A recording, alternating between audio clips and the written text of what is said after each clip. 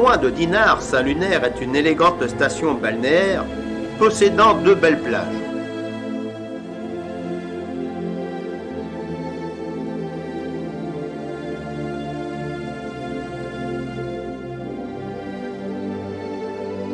Au bout, reliée à la terre ferme par un pont naturel, la pointe du Décollé offre une belle vue sur la côte d'Émeraude.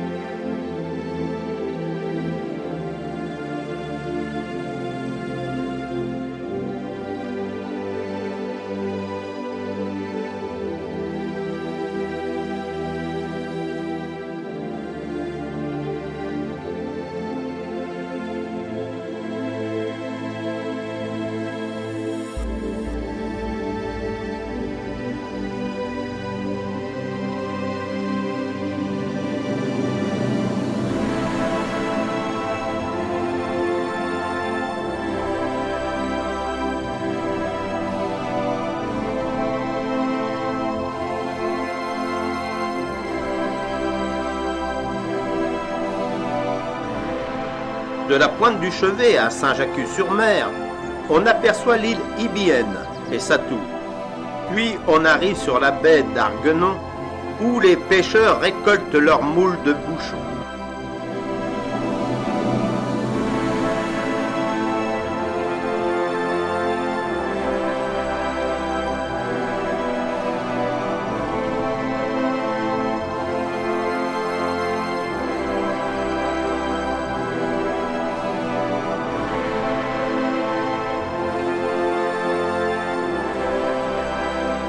Magnifique plage de sable limitée par les pointes de la Garde et de Saint-Cast. Plus au nord, la pointe de Saint-Cast offre une superbe vue sur la côte d'Émeraude, avec, au loin, Fort-la-Latte.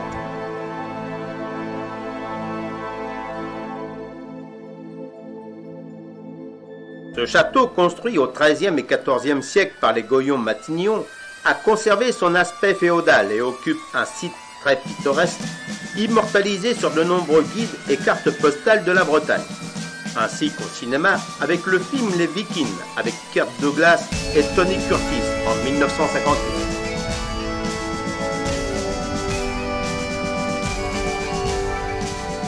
Le site du Cap est l'un des plus grandioses de la côte bretonne.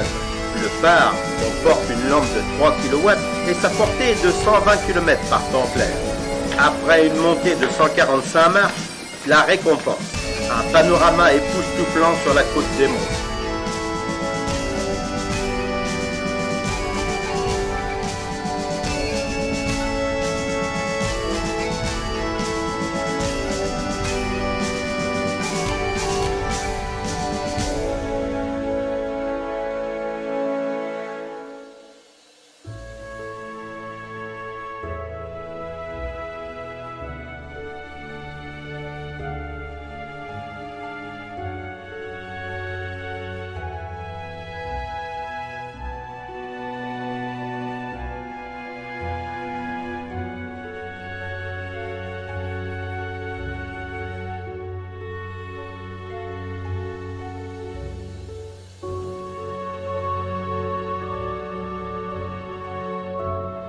Bon, maintenant on descend afin d'apprécier les falaises rouges, grises, noires, dominant à pic la mer de 70 mètres.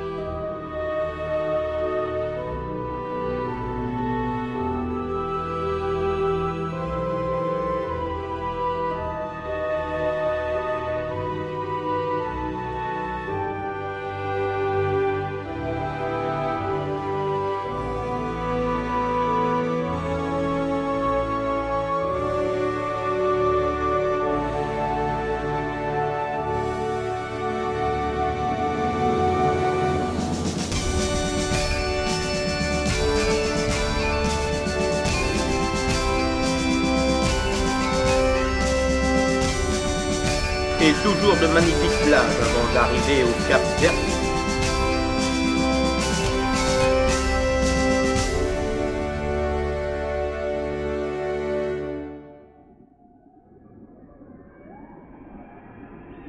la baie de Saint-Brieuc.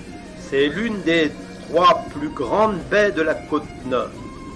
Elle représente 10% de la production de moules. Ici, la mer se retire sur 7 km. Mais un grave problème sévit en ce moment, avec l'invasion d'algues vertes.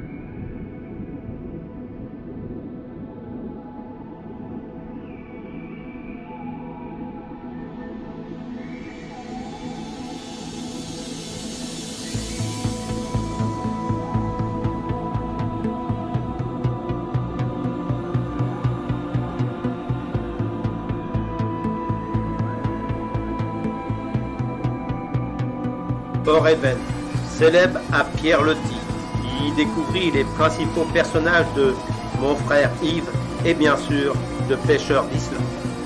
C'est ici, sur ce promontoire, que femmes et mères de marins guettaient le retour de leurs hommes, et c'est bien entendu ici que la belle Go de Loti venait scruter l'horizon espérant le retour de son yacht.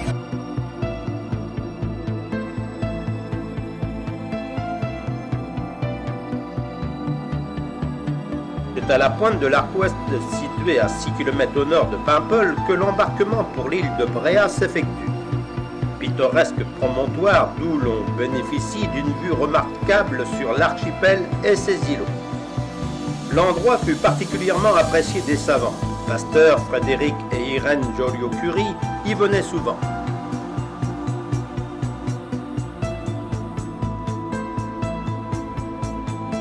La spécialité à l'Ogivie de la mer est la pêche à la coquille Saint-Jacques.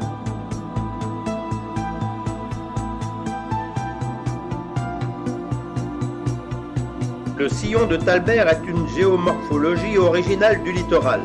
C'est une sorte de langue naturelle faite de sable et de galets longue de 3 km, édifiée par les courants opposés des fleuves Jaudy et Trieux.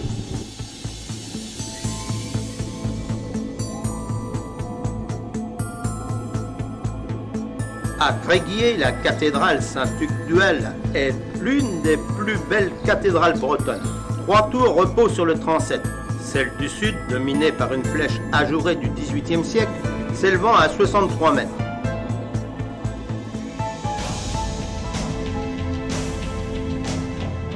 Dès l'entrée, avec la voûte à 18 mètres, on est littéralement aspiré vers le ciel.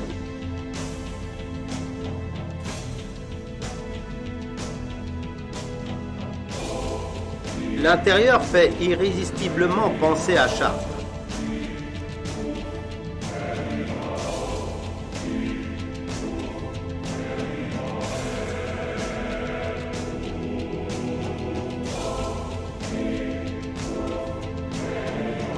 En levant les yeux, nous pouvons admirer les fresques du plafond. Ils datent du XVIe siècle et s'ils sont aussi bien préservés, c'est qu'ils furent recouverts d'enduit jusqu'à ce que l'on les redécouvre dans les années 1950.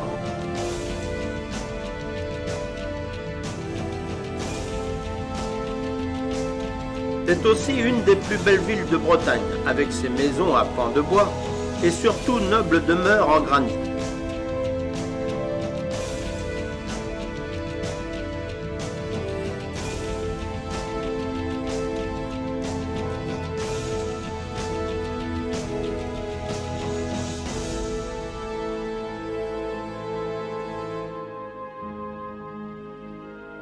C'est ici que naquit Ernest Renan.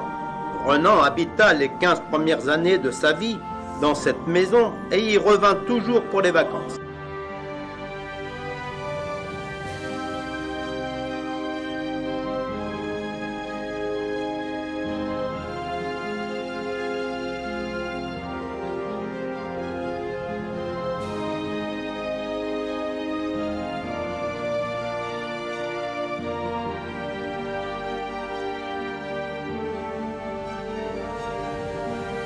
À Plougrescant, la chapelle Saint-Gonéry interpelle le voyageur, avec son clocher juché de traviole. Celui-ci est en plomb et date de 1612.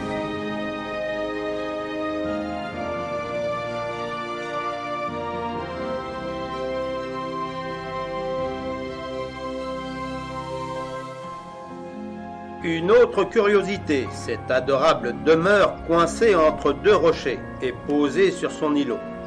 Carte postale préférée des touristes.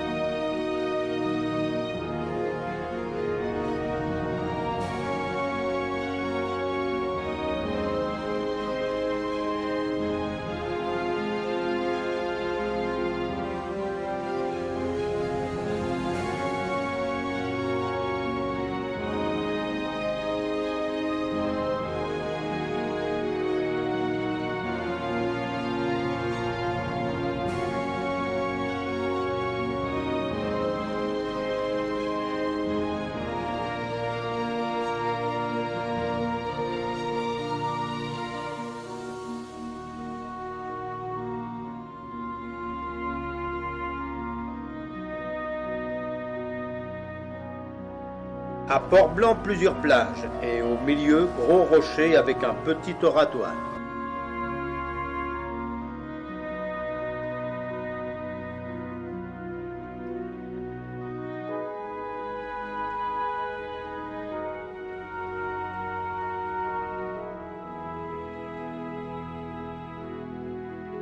Continuant, nous arrivons à Perros-Guirec. La station balnéaire s'étale sur plusieurs kilomètres. De magnifiques plages sont l'été, l'attrait de nombreux touristes. Ne pas oublier qu'ici se trouve le plus grand gisement de granit rose encore en activité.